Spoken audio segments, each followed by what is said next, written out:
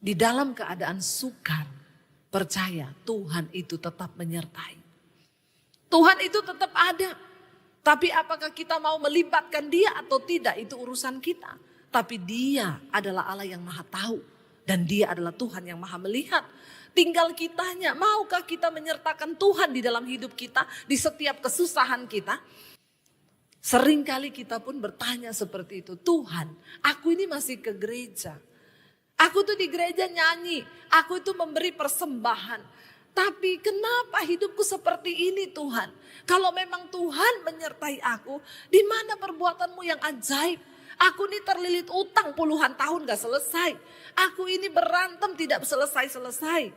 Saudara, mari kita lihat introspeksi diri. Apakah ketika engkau terlilit hutang masih ada Tuhan? Masih. Tapi apakah engkau melibatkan Tuhan? Saudara, mungkin engkau belum melibatkan Tuhan. Tuhan tetap menyertai di saat ketika engkau, Tuhan lihat loh, Tuhan itu lihat engkau loh. Ini udah susah, cari jalan sendiri lagi, sok pinter, biarin. Adakah kita rendah hati berkata Tuhan tolong terlibatlah di dalam masalah kami.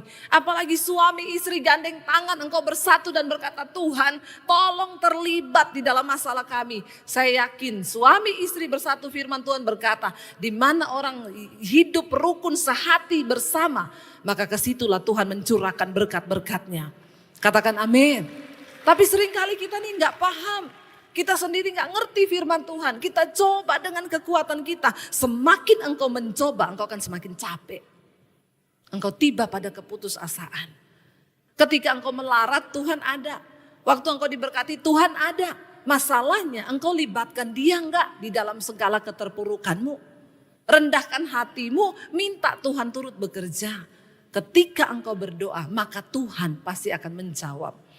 Hari ini jangan engkau mengecilkan Tuhanmu. Engkau berkata Tuhan masalahku itu terlalu besar.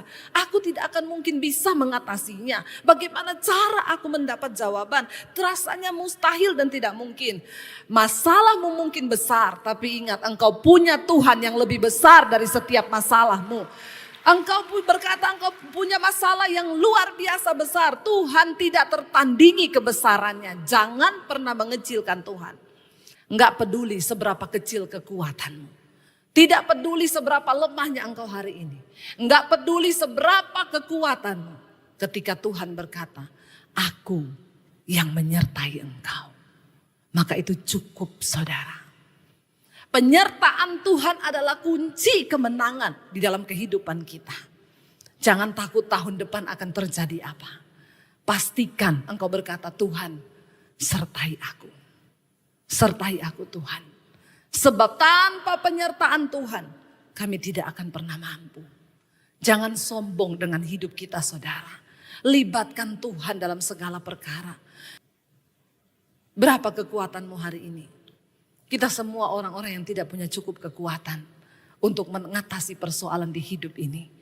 Kita semua adalah orang-orang yang tidak mampu untuk melihat ke depan apa yang akan terjadi.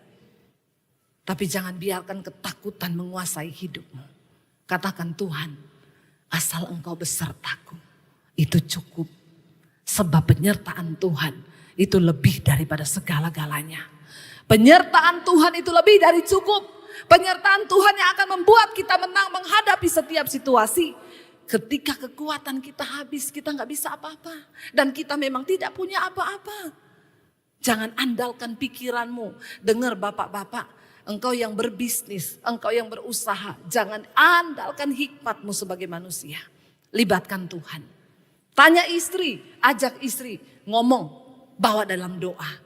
Saya melihat suami-suami yang melibatkan istri, itu banyak yang berhasil dan diberkati Tuhan. Katakan amin bapak-bapak. Cuma satu yang kenceng. Istri bapak mana?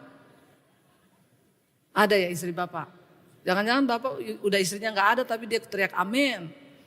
Ini bapak-bapak yang masih punya istri. Suami yang melibatkan istri dan mengajak istri untuk sama-sama berdoa. Saya melihat itu kebanyakan mereka diberkati Tuhan.